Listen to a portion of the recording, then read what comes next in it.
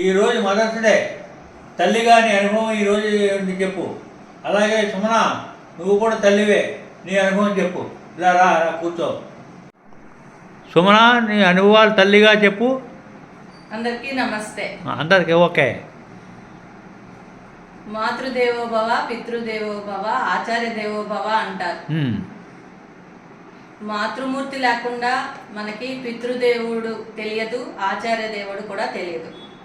First Matrudevobhava అంటే మాతృమూర్తి వల్లనే మనకి నాన్నగారు పరిచయం అవుతారు, అలాగే ఒక దేవుడు పరిచయం అవుతాడు, ఒక గురువు పరిచయం అవుతాడు. అమ్మ అనగానే అమ్మ అవని అంటారు, అలాగే జనని శివకామిని అంటారు. ఎందుకంటే అమ్మకి అవని అంత ఓర్పు, సహనము ఇవన్నీ ఉంటాయి. అందుకనే భూమాతతో అమ్మని పోలుస్తారు. అలాగే జనని శివకామిని. శివకామిని అంటే శివుడు అంటే ప్రపంచం, మనకి తెలియని పంచభూతాలు అన్నీ కలిపి ఉన్న ఒక శక్తి. ఆ శక్తి పరమాత్మ. పరమాత్మ అంటే శివుడు. శివుడికి ఇష్టమైన కామిని శివకామిని అమ్మ, జనని శివకామిని. అందుకనే శివకామిని జననిని శివకామినితో పోలుస్తారు. అమ్మలో అంత ప్రత్యేకత ఉంది. అమ్మ అంటే అమ్మ నాకు చిన్నప్పటి నుంచి, నాకు తెలుసున్నప్పటి నుంచి, నాకు ఊహ వచ్చినప్పటి నుంచి అమ్మ అనగానే తనలో ఎన్నో ఒక స్ఫూర్తి ప్రదాత నాకు. అమ్మ అంటే చిన్నప్పటి నుంచి, నాకు ఊహ వచ్చినప్పటి నుంచి అమ్మ చేసే ప్రతి పని నాకు ఇన్స్పిరేషనే. లేచినప్పటి నుంచి రాత్రి పడుకునే వరకు తన వెంటే ఉండి తిరుగుతూ తను చేసే ప్రతి పనిని నేను గమనిస్తూ అలా పెరిగిన దాన్ని నేను. అలా పెరిగినప్పటి నుంచి ఇప్పటి వరకు మళ్ళీ నేను ఒక పిల్లాన్ని కనే వరకు అమ్మ అంటే ఏంటో, అమ్మ తనం అంటే ఏంటో చాలా అర్థం చేసుకున్నదాన్ని నేను. భవానీ, నువ్వు చెప్పు నీ అమ్మ యొక్క అనుభవాలు. నా పేరు భవానీ బాలకాకేశారు. ఏంటంటే అమ్మ అంటే నాకు 80 ఏళ్ళు. ఇప్పుడు 3 తరాల అమ్మల్ని చూశాను నేను. మామూలుగా అమ్మ యొక్క విలువ అందరికీ తెలుసు, మొత్తం జీవులందరికీ కూడా తెలుసు. అనేక పురాణ కథలు, అనేక పురాణాలు అవన్నీ కూడా అమ్మ యొక్క గొప్పతనం తెలుస్తుంది. అంటే అమ్మ కొడుకు వల్ల లేకపోతే పిల్లల వల్ల బాధపడి చనిపోయినప్పుడు కూడా ఆ గుండె, అమ్మ గుండె చనిపోతూ ఉన్న గుండె కూడా ఒరే ఇలా జాగ్రత్త అని చెప్తుందని కథలు కూడా ఉన్నాయి. నేను ఈ 3 తరాలు అమ్మల్ని చూశాను కదా. అది ఈ భారతదేశం యొక్క మహిళ యొక్క గొప్పతనాన్ని చెప్తాను. ఏంటంటే ఇప్పుడు ముందు మా అమ్మ గురించి కొంచెం చెప్పాలి. ఆవిడ, మా అమ్మ అంటే ఒక శతాబ్దం ముందుది. ఇంతకుముందు 20వ శతాబ్దంలో కింద లెక్క. నాకు 80 ఏళ్ళు కదా. ఆవిడ ఏమీ చదువుకోలేదు, అస్సలు చదువుకోలేదు. ఆవిడ ఏమీ చదువుకోకుండా కొంచెం చదువు సంధ్యలు, అప్పటి సమాజంలో కొంచెం చదువు సంధ్యలతో ఉన్నటువంటి మంచి ఈ పొలిటికల్ సఫరర్స్ కింద, దాని కింద యాక్టివ్గా, సమాజంలో యాక్టివ్గా ఉన్నటువంటి ఒక కుటుంబంలో కోడల కింద వచ్చింది. 5 ఆడపడుచులు, ఒక మరిది. వీళ్ళతోటి తను మాతో చెప్పకపోయినా తన యొక్క చిన్నతనం అంటే బాగా 5 ఏళ్ళు 6 ఏళ్ళప్పుడే వివాహం అయిపోయింది ఆవిడకి. ఆవిడ ఎలా ఉందో చాలామంది, మా అత్తగారు, మా అమ్మకి ఆడపడిచారు, ఆవిడ కూడా చెప్తూ ఉండేది. తను ఏంటంటే ఏమీ చదువుకోలేని తను ఎంతమంది ఉన్నటువంటి ఈ కుటుంబంతో తను ఎప్పుడు ఎవరితోటి ఒక ఎదిరించడం కానీ, ఎప్పుడు తనకిష్టమైనట్టు అంటే ఆ కుటుంబంలో వాళ్ళకి ఇష్టమైనట్టే ఉంది కానీ తనకి ఇష్టమైనట్టు ఇప్పుడు నేను ఉన్నాననుకోండి, ఇప్పటికి కూడా 80 ఏళ్ళు వచ్చినా నా ఇష్టాన్ని తెలియపరుస్తాను. ఏదైనా అడిగినప్పుడు అది ఎస్ అని అనేను, కానీ ఆవిడ ప్రతి వాళ్ళని ఎస్ అని ఆవిడ అనుభవించింది. అంటే ఆవిడ మనిషిగా ఆవిడకి ఎమోషన్స్ ఉంటాయి, కానీ అంత సహనం ఒక అమ్మకి అంత సహనం ఉంది. సుమన ఇక్కడ మా అమ్మగారు ఉన్నారు. మా అమ్మగారు వద్దపర్తి భవానీ గారు. చిన్నప్పటి నుంచి ఆవిడ వెనకాల తిరిగిందాన్నే నేను. నాకు మా అమ్మ ఎప్పుడు ఇలాగుండు అలాగుండు అని నా చిన్నప్పటి నుంచి ఏది చెప్పలేదు నాకు. అసలు ఏ గుణము ఇలా ఉండాలి అలా ఉండాలని ఏది చెప్పలేదు. చెప్పకపోయినా ఆవిడ వెనకాల అలా తిరుగుతూ ఉండు పెరిగిన దాన్ని కాబట్టి ప్రతిదీ ఆవిడ చేసే ప్రతి పని నాకు ఒక ఇన్స్పిరేషన్. ఎలాగంటే అందరూ ఒకే మాట మీద ఉండాలి. ఒక భార్యాభర్త, మా అమ్మ నాన్నగారు ఎప్పుడు ఒకే మాట మీద ఉండేవారు. వాళ్ళిద్దరూ కలిసి కొంచెం గట్టిగా మాట్లాడుకోవడాలు అసలు మాకు తెలియవు. అసలు నా చిన్నప్పుడు అసలు తెలియవు. ఇంట్లో ఫైనాన్షియల్ ప్రాబ్లమ్స్ ఉంటే కూడా మాకు తెలిసేవి కావు.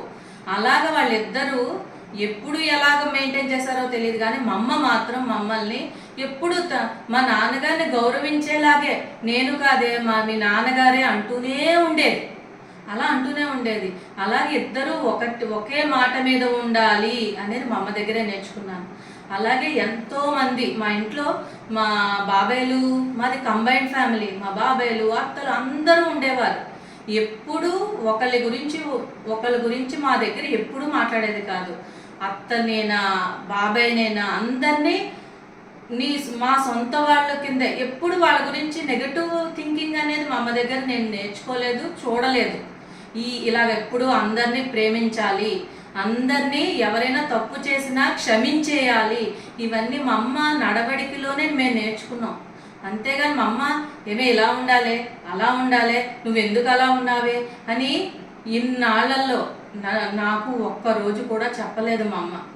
అలాగే పెళ్ళయ్యాక కూడా అలాగే ఇలా వెళ్తుండగా, పెళ్ళి చేశాక వెళ్ళిపోతుంటే సుమన ఇలా ఉండు అలా ఉండు ఇలా చేయాలి అలా చెప్పలేదు. మేము నేర్చుకున్నది మా అమ్మ నాన్న నడవడిక ద్వారా, మా అమ్మ చేసే పనుల ద్వారా, మా అమ్మ యొక్క సాహసం ద్వారా, సహనం ద్వారా ఇవన్నీ చూసి నేర్చుకున్నాం. ఆవిడ యొక్క గుణాలను నేను అలా నేర్చుకున్నాను. ఇంకొకటి ఏంటంటే మా అమ్మ తను MA BEd, నేను కడుపుతో ఉన్నప్పుడు కూడా ఆవిడ BEd ఎగ్జామ్కి వెళితే అప్పుడు చుట్టుపక్కల ఉన్న వాళ్ళందరూ, నా ఫ్యామిలీలో వాళ్ళందరూ ఇంకోళ్ళు ఇప్పుడు అవసరమా అంత ఈ కడుపుతో ఉన్న పిల్లల్ని ఈ డెలివరీ టైముల్లో వాటిల్లో అలా చదువుకి అని చెప్పి అలా వెళ్ళిపోవాలా అన్న వాళ్ళు కూడా ఉన్నారు. అయినా సరే ఆవిడలో ఉన్న సాహసం, ఇంట్లో మమ్మల్ని చూసుకుని ఇంట్లో మాకందరికి వంట చేసి పెట్టి మళ్ళీ పరీక్షకి వెళ్ళి అది రాసి వచ్చి వెంటనే వచ్చి మమ్మల్ని చూసుకునేది. రాజమండ్రి అది మేము రాజమండ్రి వెళ్ళి BEd ఎగ్జామ్ రాసి వచ్చేది. ఆవిడలో ఉన్న సహనం, సాహసం ఇవన్నీ చూసి నేర్చుకున్నవి ఇవన్నీను. అంతేగాని నువ్వు ఇలా ఉండవే అలా ఉండవే అని ఎప్పుడు మా అమ్మ ఎప్పుడు ఏది చెప్పలేదు మాకు. అలాగే ఫైనాన్షియల్గా కూడా తను MEO చేసింది. ప్రతి నెల వచ్చిన జీతం తీసుకొచ్చేసి బీరువాలో పెట్టేసేది అంతే. మా నాన్నగారే అంత పలానా నీది నాది అనేది లేదు అసలు.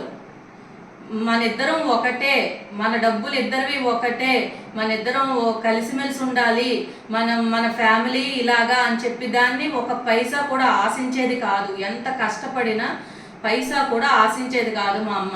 స్వార్థం అనేది లేదు. మెయిన్ ఇక్కడ చెప్పేది ఏంటంటే, నేను మా అమ్మలో స్వార్థం అనేది నేను చూడలేదు. అక్కడ నేను నేర్చుకున్నది ఏంటంటే స్వార్థం ఉండకూడదు, మనిషిలో స్వార్థం అనేది ఉండకూడదు అని నేర్చుకున్నాను. అలాగే సాహసం నేర్చుకున్నాను, సహనం నేర్చుకున్నాను. ఇన్ని గుణాలు. అలాగే అహంకారం ఉండకూడదు. ఎవరైనా ఎంతో మంది తప్పులు చేస్తారో, నేను తప్పు చేసినా, మా అన్నయ్య తప్పు చేసినా, అక్క తప్పు చేసినా, ఎవరు తప్పు చేసినా ఈ క్షణం ఏదో ఆ క్షణం బాధపడేది, నెక్స్ట్ క్షణం మళ్ళీ దగ్గర తీసుకునేది. అహంకారం అనేది ఉండేది కాదు మా అమ్మకి అస్సలు, ఇప్పటికి కూడా అంతే. అలాగే ఇద్దరున్న రిలేషన్స్ ఎవరైనా సరే, నేను అన్నయ్య అక్క మేము ముగ్గురులో ఎన్నో వేరియేషన్స్ ఉన్నా ఈ మధ్యలో మాకు ఒకరికొకరికి తేడాలు వచ్చినా నా గురించి అక్కకి మంచిగా సుమన్ ఎంత మంచిది, మా రిలేషన్స్ కలపడానికి ట్రై చేస్తూ ఉంటుంది ఎప్పుడు చూసినా మా అమ్మ.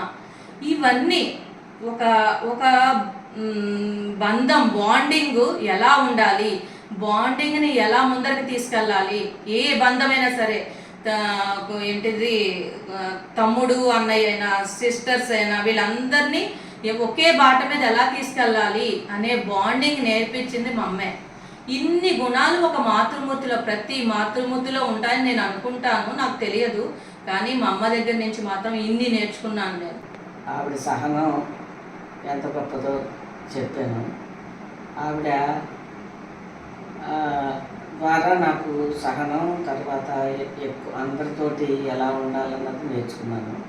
కానీ మా అమ్మ, నేను, నా కూతురు అని కాకుండా మామూలుగా ఒక భారతీయ స్త్రీ ఒక వేరే, ఇప్పుడు పిల్లలు పెద్దవాళ్ళు అయిపోతారు, పెద్దవాళ్ళు అయిన తర్వాత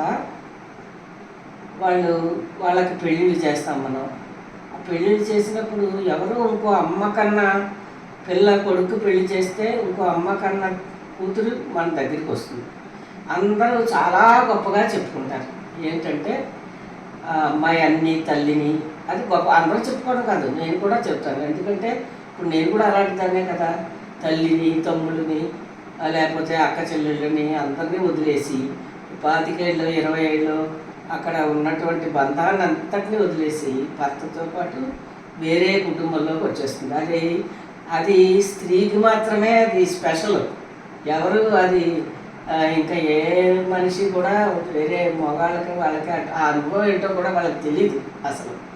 అప్పుడు వచ్చేసిన తర్వాత అప్పటి వరకు ఆ స్త్రీ చాలా గొప్పది.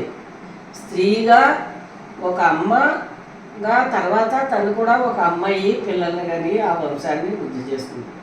ఇప్పుడు అమ్మాయి గురించి ఇది అందరూ చెప్పుకుంటారు, కానీ ఇంకో అమ్మ ఉంది, ఆ కొడుకుని కన్నా అమ్మ. ఆ అమ్మ ఏంటంటే అప్పటిదాకా ఇది మాత్రం ఎవరు ఎక్కువ మంది చెప్పుకోరు. ఏంటంటే ఆ అమ్మ కొడుకుని కానీ అప్పటిదాకా పెంచి ఆ కొడుకుకి పెళ్లి చేసి వాళ్ళిద్దరూ హాయిగా ఉండాలనుకుని ఆమె ఏం చేస్తుంటే, అప్పటిదాకా కొడుకు ఎలా ఉంటాడు, అమ్మ అన్నం పెట్టు, అమ్మ నా బట్టలు ఎక్కడ ఉన్నాయి, అమ్మ నాకు డబ్బులు పాకెట్ మనీ అది ఇలాగా చుట్టూరా పడిపోతే అమ్మ దెబ్బ తగిలింది, లేకపోతే జ్వరం వచ్చింది. అప్పటిదాకా ఇంకా ఆ కొడుకు తల్లి చుట్టూరా ఉంటాడు. అటువంటి వాడిని ఇంకొక అమ్మాయి చేతిలో పెట్టేసినట్టు లెక్క అనమాట. ఈ తల్లి పెట్టేస్తే అదేంటంటే, ఇది కొంచెం ఎమోషనల్గా ఉంది, కానీ ఏంటంటే నా గురించి అని కాదు, ఏ తల్లి అయినాను, అదేంటంటే ఒక తల్లి ఆ కొడుకుని సాక్రిఫైస్ చేసేస్తున్నట్లు లెక్క. దాన్ని ఆ సాక్రిఫైస్ చేసేటప్పుడు కొంతమంది అమ్మలు ఏంటంటే పాపం వాళ్ళు దాన్ని నిగ్రహించుకోలేక పైకి మాట్లాడేస్తూ ఉంటారు. అందుకని అత్తగారు కోడలు దెబ్బలాటలు అని మాట్లాడతారు. కానీ కొంతమంది దాన్ని నిగ్రహించుకుని ఆ త్యాగాన్ని నిజంగా ఏంటంటే ప్రతి ఆ కొడుకుని సమర్పించేసిన దాన్ని కొంతమంది పిల్లలు తల్లిని చాలామంది 98% తల్లిని కూతుర్ని, తల్లిని భార్యని ఒకేలాగా ఎవరికి ఇచ్చే ప్రేమను వాళ్ళకి ఇచ్చేలాగా వాళ్ళు నిర్వహించలేరు. అది కూడా వాళ్ళ తప్పు కాదు, మానసికంగా వాళ్ళకి అది ఉండదు. కొంతమందికి ఉండనప్పుడు ఏం చేస్తుందంటే ఈ తల్లి ఆ కొడుకుని సాక్రిఫైస్ చేసేస్తుంది. ఎందుకు? కొడుకు యొక్క తల్లిగా ఆ కొడుకు యొక్క సుఖం కోసం వాళ్ళు సుఖంగా ఉండాలి, ఆ పిల్లాడు కొడుకు సుఖంగా ఉండాలి, కొడుకుకి భార్య అయినందుకు కోడలు సుఖంగా ఉండాలి, ఆ పుట్టిన మనవాళ్ళందరూని మళ్ళీ తల్లిలాగా ప్రేమిస్తుంది.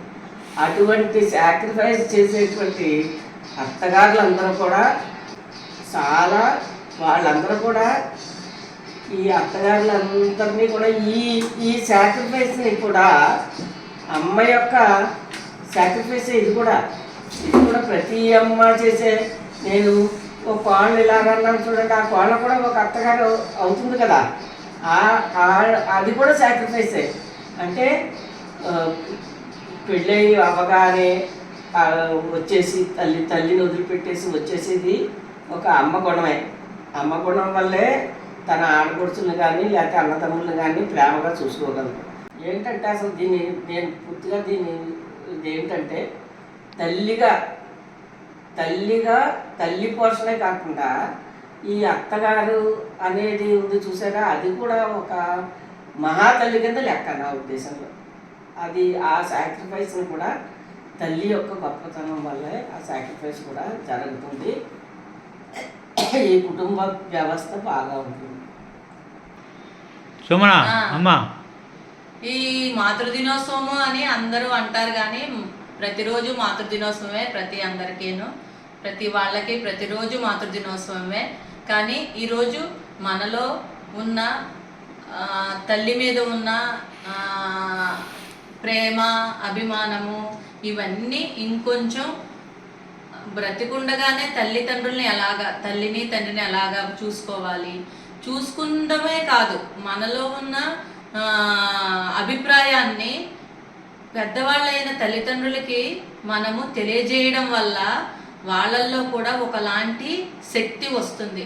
శక్తి రావాలంటే మనం రోజు ఏదో లోపల పెట్టేసుకోకూడదు. వాళ్ళ ఎవరి మీద ప్రేమ ఉన్నా సరే వీ షుడ్ ఎక్స్ప్రెస్ చేయడం వల్ల మనుషుల్లో అంటే అమ్మలో అయినా నాన్నలో అయినా లేకపోతే భర్తలో అయినా వీళ్ళందరిలోనూ మంచి శక్తి వస్తుంది. అందుకని మనం ప్రతిరోజు అమ్మకైనా నాన్నగారికైనా సరే ఎంత దూరంగా ఉన్నా సరే మనం ఒక్కసారి 24 గంటల్లో ఒక్క నిమిషం వాళ్ళకి కేటాయించి అమ్మ బాగున్నావా, నాన్నగారు బాగున్నారా అని అడిగితే దానికి వాళ్ళకి మందులు కూడా అవసరం ఉండదు. అంత శక్తినిచ్చే వాళ్ళం అవుతాం పిల్లలుగా. ఇది కూడా మా అమ్మ దగ్గరే నేర్చుకున్నాను నేను. అమ్మ దగ్గరే రిలేషన్స్ ఎలాగా మెయింటైన్ చేయాలి. చిన్నప్పుడు ఉత్తరాలు రాసేవాళ్ళం మేము. అది ఉత్తరాలు రాయడం కూడా ప్రతి వారానికి ఒకసారి 2-3కి ఇన్లాండ్ కవర్స్ తెచ్చేది అమ్మ. తను కొంచెం ఒక పేరా రాసి మా చేత మళ్ళీ ఇంకో పేరా రాయించేది. అలాగా అందరం కలిపి ఫ్యామిలీ అంతా ఇన్లాండ్ లెటర్ మీద అందరం రాసి పోస్ట్ చేసేవాళ్ళం. పోస్ట్ చేస్తే మాకు మళ్ళీ రిప్లై వచ్చేది. ఇలాగ మేము ఇన్లాండ్ లెటర్స్ మీద రిలేషన్ మెయింటెనెన్స్ ఇలా చేసేవాళ్ళం మేము. అదే ఇప్పుడు మాకు బాగా ఉపయోగపడుతుంది. అప్పుడు ఇన్లాండ్ లెటర్స్, ఇప్పుడు వాట్సాప్లు, ఫేస్బుక్లు ఇవన్నీ ఏంటంటే అవి తప్పు కాదు, మనం చూసే పర్సెప్షన్ బట్టి ఉంటుంది. ఇప్పుడు నేను ఎక్కడో ఉంటాను, అమ్మ ఎక్కడో ఉంటుంది. అమ్మకి ఎప్పుడు చూసినా సుమన్ ఏం చేస్తుందో, లేకపోతే సుజాత ఏం చేస్తుందో, నగేష్ ఏం చేస్తుందో అని వెతుక్కుంటూ ఉంటుంది ప్రతిదీను. ఇంత ముందులాగా లెటర్స్ అవి లేవు కదా. మన చేతిలో ఉన్న సోషల్ మీడియాలోనే వెతుక్కుంటూ ఉంటారు. ఏం పెట్టింది ఈరోజు, అది చూసి మనం దగ్గరగా ఉన్నట్టు అనిపిస్తుంది తల్లిదండ్రులకి. అందుకని ఇది కూడా ఒక మంచి పద్ధతే నా దృష్టిలో. ప్రతిదీ మనకు ఉన్నదాన్ని ఎక్స్ప్రెస్ చేయాలి. ఎక్స్ప్రెస్ చేస్తేనే రిలేషన్స్లో బాండింగ్ పెరుగుతుంది. అంటే నేను 3 తరాలు అన్నాను కదా, మా అమ్మ గురించి అయింది, నేను నా అభిప్రాయం అయింది. ఏంటంటే ఆడపిల్లల్ని మనం ఇంకో ఇంటికి పంపించేసేటప్పుడు తల్లిగా చాలా బాధగా ఉంటుంది. పిల్లలు ఎలా అయితే బాధపడతారో మన దగ్గర నుంచి వెళ్ళిపోయేటప్పుడు ఇంతమందిని వదిలిపెట్టి ఎలాగైతే వెళ్తారో అలాగా ఒక లేగదూడని చూడండి, వాడు పాలు పితికేటప్పుడు ఇలా లాగేస్తుంటే ఎంత బాధపడుతుందో తెలుస్తుంది కదా. అంత బాధగా తల్లికి ఆవు ఎలాగ గిలగలాడుతుందో అంత బాధగా ఉంటుంది తల్లికి. అయినా సరే తల్లి యొక్క సుఖం, తర్వాత ఈ సంసార బంధం, ఇవన్నీ కూడా ఈ కుటుంబ వ్యవస్థ, వీటన్నిటి కోసం తల్లి కూతుర్ని అప్పగిస్తుంది. దానం చేసినట్టు అంటారు, అందుకే దానం చేసినట్టే. అలా మేము దానం అయిపోతామా అని మాట్లాడుతున్నారు, కానీ మరి దానం చేసినట్టే కదా. ఒక వస్తువుని, ఒక బంగారం ఎవరికైనా ఇచ్చేసి దానం అంటున్నాం, కన్యాదానం, పిల్లల్ని ఇచ్చేస్తున్నాం. కన్యాదానం. మళ్ళీ ఆ పిల్ల ఎప్పుడైనా చూడడానికి వస్తుంది, తల్లి మీద ప్రేమ ఉంటుంది, తండ్రి మీద ప్రేమ ఉంటుంది, అప్పుడప్పుడు బాధ్యతలు తీర్చుకుంటుంది, వస్తుంది, చాలా ప్రేమ చూపిస్తుంది, దూరంగా ఉంటుంది, ఇంకా ఎక్కువ ప్రేమ చూపిస్తుంది. కానీ మనం ఆ తల్లి తన కూతుర్ని వేరే కుటుంబానికి ఇచ్చేస్తుంది. ఇచ్చేసేటప్పుడు అక్కడికి వెళ్ళిన తర్వాత నేను చెప్పానో లేదో నాకు తెలియదు, కానీ మా అమ్మ మాత్రం, అమ్మ అక్కడికి వెళ్ళిన తర్వాత పుట్టింటిని ఎక్కువ పొగడకమ్మా ఎప్పుడును, అది వాళ్ళ అంత మంచిది కాదు అని చెప్పింది. అలాగే ఎప్పుడు కూడా దెబ్బలాడకవు ఎవరితో అని చెప్పింది. ఇలాంటివి మా అమ్మగారు చదువుకోలేదన్నాను, కానీ కాపురానికి పంపించేటప్పుడు మాత్రం ఇలాంటి మాటలు అసలు ఏమీ తెలియనట్టుండి చాలా విలువైనవిగా మాటలు మాట్లాడేది మా అమ్మ. అలాగే నా పిల్లలకు కూడా అలాగే చెప్పాను నేను, అలాగే ఉంటారు. కానీ అది ఎంతో కష్టమైనటువంటి విషయం. అది కూడా తల్లిగా అయిన తర్వాత, అటువంటి స్త్రీ తల్లి అయిన తర్వాత ఇంకా ఏమైపోతుందంటే అంతవరకు 50% అటు ఇటుగా ఉన్న మనసు పూర్తిగా ఆ కుటుంబానికి తన యొక్క మాతృత్వాన్ని అయితేనేంటి, తన యొక్క ఏదైతే తీరుస్తుంది. దానివల్ల కుటుంబ వ్యవస్థ బాగుంటుంది, భార్య భర్తలు ఇద్దరు కూడా బాగుంటారు. ఇప్పుడు పిల్లలు అందరూ ఒకలా ఉండరు. ఈ చేతి వేళ్ళు ఎలా అయితే రకాలుగా ఉంటాయో అలాగా రకరకాలుగా ఉంటారు. ఒకళ్ళు ఎమోషనల్గా ఉంటారు, వాళ్ళ ఎమోషన్ని కొడుకులో పెట్టుకుంటుంది. ఇంకొకళ్ళు, నాకు చిన్నప్పుడు నాకు సొంతంగా అనిపించింది ఏంటంటే, నా కొడుకు ఏవో చిన్న చిన్న అబద్ధాలు ఆడుతుండేవాడు. అబద్ధాలు ఆడితే దానికి అసలు న్యాయంగా తల్లి తండ్రి బాధపడాలి. నాకేమనిపించిందంటే, అయ్యో వెదవా, మళ్ళీ 5 నిమిషాలకే వాడి అబద్ధం తెలిసిపోయింది అందరికీ. నాకు అబద్ధం ఆడాడని కోపం వచ్చేది కాదు. ఇప్పటికైనా కూడా అంతే, ఎప్పుడైనా అలా జరిగితే అయ్యో వాడి అబద్ధం ఆడటం కూడా చేత కాదు వెదవకి, ఒక 5 నిమిషాల్లోనే వాళ్ళ నాన్నకి వాళ్ళకి తెలిసిపోయింది వీడిలా అబద్ధం ఆడినట్టు అని వాడి మీద జాలేసింది. ఒక తల్లి అలాగా పిల్లల్ని కానీ, ఆడపడుచులను కానీ, తమ్ముళ్ళని కానీ, చెల్లెళ్ళను కానీ, వీళ్ళందరినీ కూడా మాతృత్వ వల్లే అటువంటి స్వభావం వస్తుంది. ఒకటి జ్ఞాపకం వస్తుంది ఏంటంటే, ఒక ఆయన హెడ్ మాస్టర్గా ఉండేవాడు, గర్ల్స్ హై స్కూల్ హెడ్ మాస్టర్గా. నేను కూడా అక్కడ పనిచేసేదాన్ని. ఆయన 2వ పెళ్లి చేసుకున్నాడు. అది ఆ చిన్న మాట బాగా జ్ఞాపకం వస్తుంది. ఆయన 2వ పెళ్లి చేసుకుంటే ఆయనకి అప్పటికే పెద్ద పెద్ద పిల్లలు, 25 ఏళ్ళ పిల్లలు, ఒక ఆడపిల్ల మగపిల్ల వాళ్ళు ఉన్నారు. వాళ్ళకి పెళ్ళిళ్ళు అప్పటికే చేసేసారు, అప్పుడు పెద్దగా చేస్తున్నారు కదా. తర్వాత ఇంకెవరూ లేరు అని చెప్పి ఒక ఆవిడ చేసుకున్నాడు. మళ్ళీ ఇంతమంది అయ్యాక ఆవిడ మళ్ళీ ప్రెగ్నెంట్ అయితే మేము కొంచెం నవ్వుకునేవాళ్ళం. ఆయన ఒకసారి మీటింగ్లో ఆయన ఏం చెప్పాడంటే, అమ్మ నాకు మళ్ళీ పిల్లలు కావాలని కాదు, ఆవిడ పిల్లలు కావాలని ఉంటుంది కదా, ఆవిడకి పెళ్ళి వచ్చిన ఆవిడకి అదొకటి కారణం. తర్వాత ఆవిడకి పిల్లలు పుడితేనే మాతృత్వం అంటే ఏంటో తెలుస్తుంది. నా పిల్లలు ఉన్నారు చూసావా పెద్దవాళ్ళు, వాళ్ళని ఆ మనవల్ని బాగా చూడాలంటే ఈవిడికి మాతృత్వం ఉండాలి, ఈవిడ పిల్లల్ని కనాలి అని మీటింగ్లో, స్టాఫ్ మీటింగ్లో చెప్పాడు ఆయన. మేము అప్పటి నుంచి బుర్రం చేసుకున్నాం. అప్పటిదాకా మేము కొంచెం చిన్న వయసు అది ఎంత నిజం అంటే, మాతృత్వం వల్లనే స్త్రీ యొక్క గొప్పతనం. మా అమ్మగారు చిన్నప్పటి నుంచి గవర్నమెంట్ స్కూల్లో టీచర్గా చేసేవారని చెప్పాను కదా. అలాగా స్కూలులో టీచర్ చేస్తూ అక్కడ పిల్లల్ని అందరినీ చూసుకుంటూ మళ్ళీ ఇంటికి వచ్చి ఇంట్లో అందరినీ, అంటే ఆడపడుచుల్ని, వాళ్ళ మరుదుల్ని అందరినీ చూసుకుంటూ, మమ్మల్ని కూడా చూసుకుంటూ బ్యాలెన్స్ చేసుకుంటూ మళ్ళీ ఇంట్లో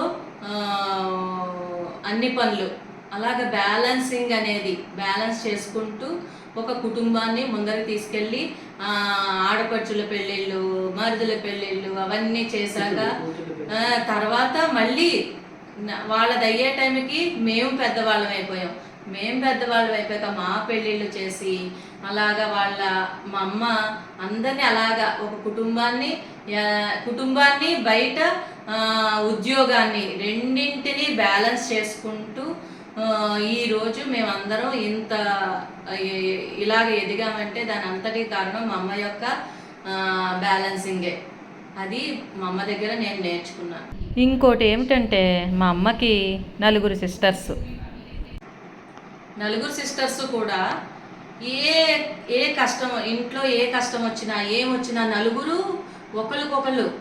ఇప్పుడు మా ఇంట్లో సుఖం వచ్చినా దుఃఖం వచ్చినా నలుగురు ఏకమైపోయేవారు.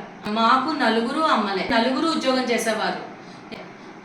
ఇప్పుడు మా ఇంట్లో మా అక్కకి డెలివరీ టైం వచ్చిందంటే నలుగురు ఒక నెల తర్వాత ఒక్కొక్కళ్ళు వచ్చి మా అమ్మకి 4 నెలలు అయిపోయేది పిల్లాడు పుట్టాక నలుగురు హెల్ప్ చేసేవారు. అలాగా ఒక మాతృత్వం అంటే నాట్ ఓన్లీ మై మదర్, మా అమ్మకున్న నలుగురు సిస్టర్స్ అలాగా షేర్ చేసుకునేవారు.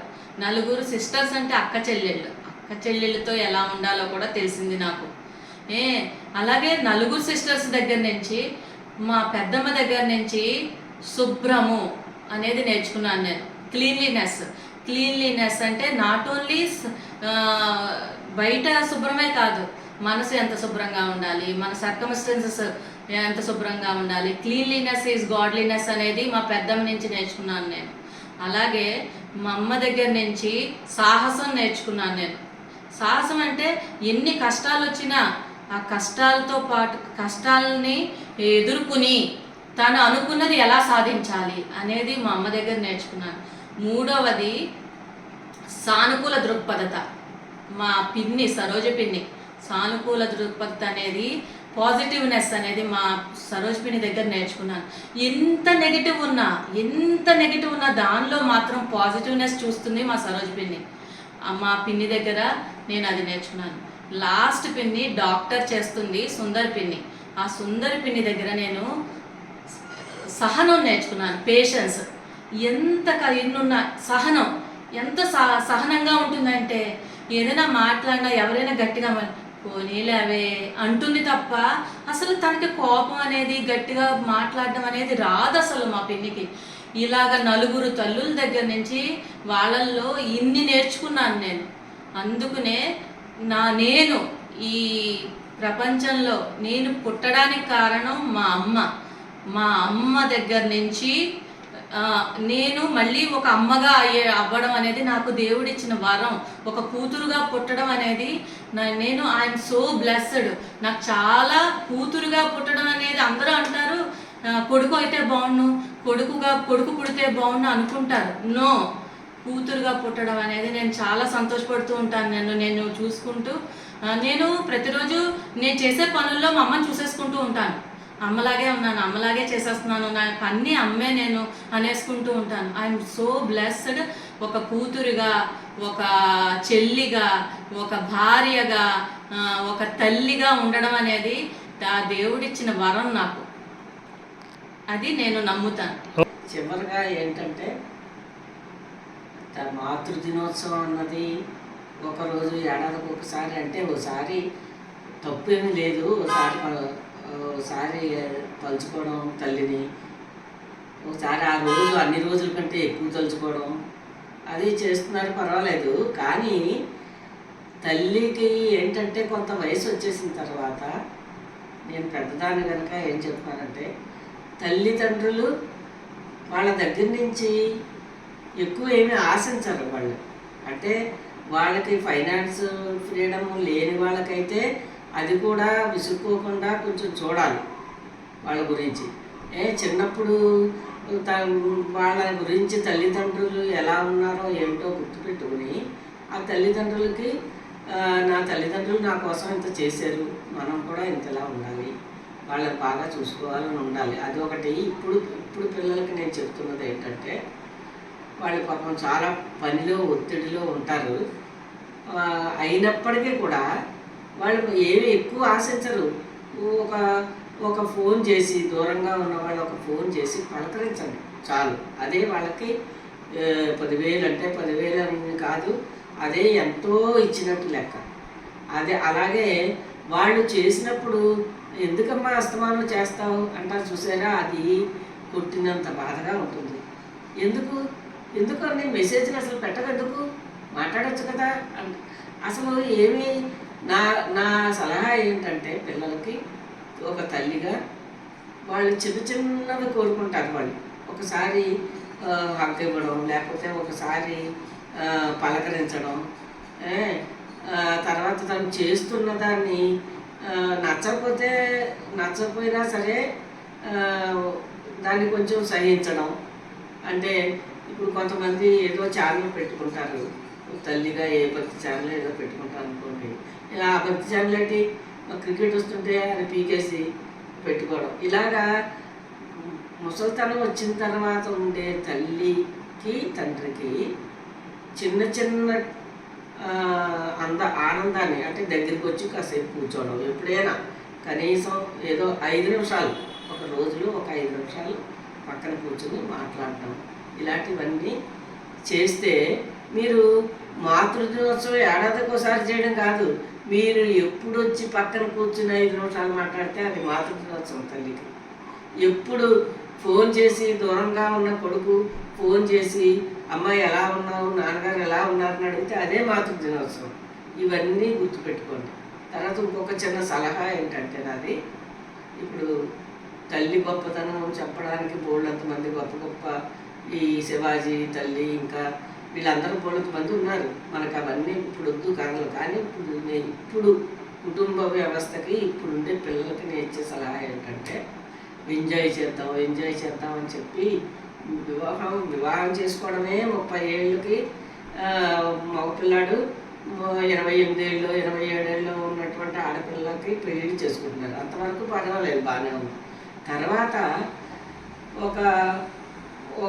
ఇంకో 5 ఏళ్ళు 6 ఏళ్ళు ఎంజాయ్ చేద్దాం అని చెప్పి మాతృత్వం అంటే పిల్లల్ని కనద్దు అనుకునేటువంటి డెసిషన్ తీసుకుంటున్నారు. అది చాలా పొరపాటు అని నేను అంటున్నాను. ఎందుకంటే ఇప్పుడు మేము ఉన్నాం అనుకోండి, మేమే దానికి ఉదాహరణ. నేను నా భర్త 18 ఏళ్ళకి వివాహం అయితే 19 ఏళ్ళకో మాకు 40 ఏళ్ళు వచ్చేసరికి 45 ఏళ్ళు వచ్చేసరికి 25 ఏళ్ళు పిల్లలు అయిపోయారు. ఇప్పుడు మా తల్లిదండ్రులప్పుడు 5 మంది 6 మంది 8 మందిని వాళ్ళకి ఫ్యామిలీ ప్లానింగ్ లేదు అసలు పాపం. అప్పుడు కానీ ఎన్నో కష్టాలు పడ్డాక అయిపోయింది. అదే మా టైంలో 2 ముగ్గురిని, ఏదో 2 లేక ముగ్గురిని, కానీ వాళ్ళు ఏంటంటే నేను సలహా ఇచ్చేది ఏంటంటే, వాళ్ళు ఎంజాయ్మెంట్ అని చెప్పి కొన్ని ఏళ్ళు కాలక్షేపం చేసేస్తే ఒకప్పుడు ఏమవుతుందంటే 30 ఏళ్ళు దాటిపోయిన స్త్రీకి 40 ఏళ్ళు 45 ఏళ్ళు దాకానే ఉంటుంది. ఇటువంటి మాతృత్వానికి బాగా అవకాశం అది ఉన్నటువంటి శరీర దేవుణ్ణి పెట్టాడు దేవుడు. అటువంటి సైన్స్ ప్రకారం అది మనం దాన్ని పోగొట్టుకుంటున్నట్లు లెక్క.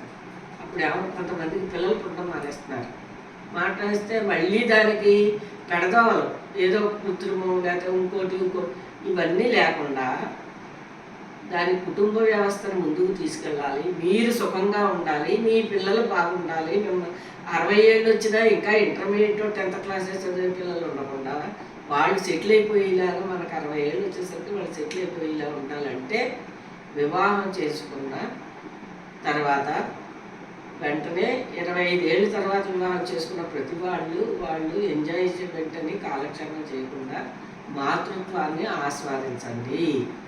ఈ మాతృదినోత్సవం సందర్భంగా నేను యువతకి ఈ సలహా ఇస్తున్నాను. Thank you. ఇప్పుడు మా అమ్మ నాన్నగారికి 80 సంవత్సరములు దాటాయి. నేను చిన్నప్పటి నుంచి మా అమ్మ దగ్గర చాలా నేర్చుకున్నానని చెప్పాను. ఇప్పుడు నాకు మా అమ్మ నాన్నగారు వాళ్ళిద్దరూ నా పిల్లలు. ఇప్పుడు నేను ఈ జనరేషన్కి సంబంధించినవన్నీ నేర్పిస్తూ ఉంటాను వాళ్ళకి ఒక అమ్మలాగా. ఇదంతా నేను ఎందుకు చెప్తున్నానంటే, అందరూ మీరు కూడా వాళ్ళకి అమ్మా నాన్నలాగా ప్రతిరోజు మీ టైంలో కొంచెం టైం వాళ్ళకి కేటాయించండి. అదే ఈ మాతృదినోత్సవానికి మనం ఇచ్చే చిన్న కానుక అమ్మకి.